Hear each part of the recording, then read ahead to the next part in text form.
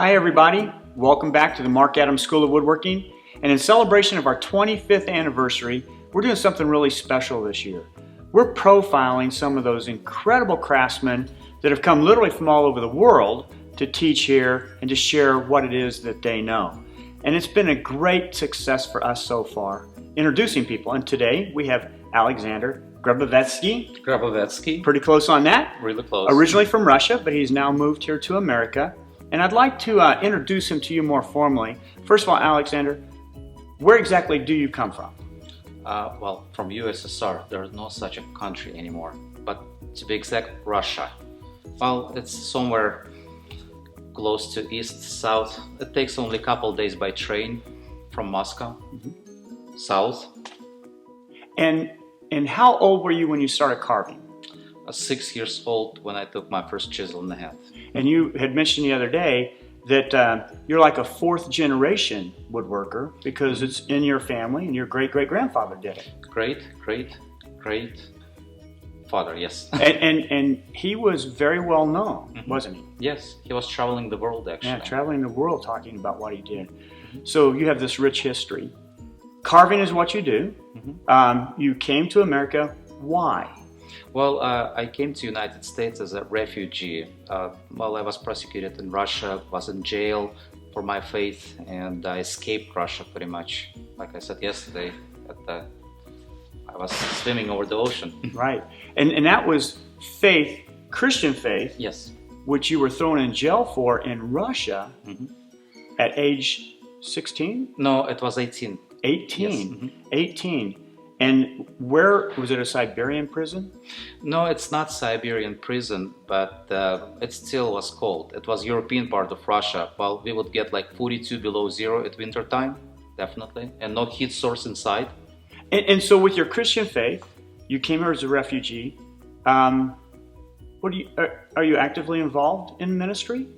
Absolutely. Well, I actually started to preach at the age of 17. Oh, wow. Okay, and then I had formal education in the colleges. I had the Bible college and university and so on. So do you currently preach and woodwork? Yes, I do. So you have two full-time jobs. Pretty much. And I think it's interesting, when you came to America, you first went to Michigan, and then you spent time in Indiana. 9 years. 9 years here in Indiana. What part of Indiana? Goshen, Indiana. And during that time you were preaching and woodworking. Yes. And then you moved to Florida. Then I moved to Florida for 6 years. And then to North Carolina. Then North Carolina and for 3 years. Back to Florida. Back to Florida, yes. So we've been blessed to have you all over our country. Thank you. Alexander, just so that you know, a few years ago, his carving is truly among the best in the world, and he won the International Carving Championships a few years ago for his work. What kind of carving do you do? Well, I'm actually not limited to a certain type. I love, and that's my passion actually, to carve flowers. I found it's the most complicated. Although I can do sculpture, I can do relief carving, there's no limitation. Well, I can do that. But I love flowers. Like, it's the most complicated math involved. Okay, how you design, how the structure. That's my passion. Kind of in the Gibbons style, right? Gibbons, yes, Bloom Gibbons style. Yeah, which is as far as I'm concerned, in terms of carving, that's the most difficult and challenging type of carving there is to do. Absolutely. And you do it incredibly well. Thank you very much. So another quick question.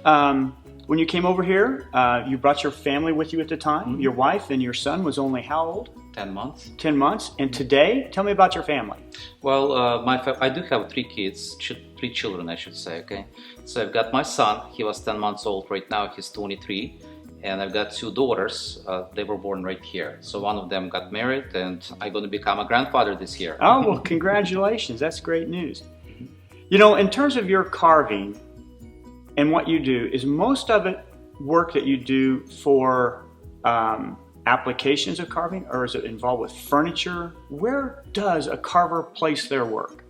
Well, both, actually. As a piece of art, just a piece of art on a wall, or actually incorporated in a piece of furniture. So do you make furniture too? I do. You do make furniture and then you incorporate your own carvings into that? I do.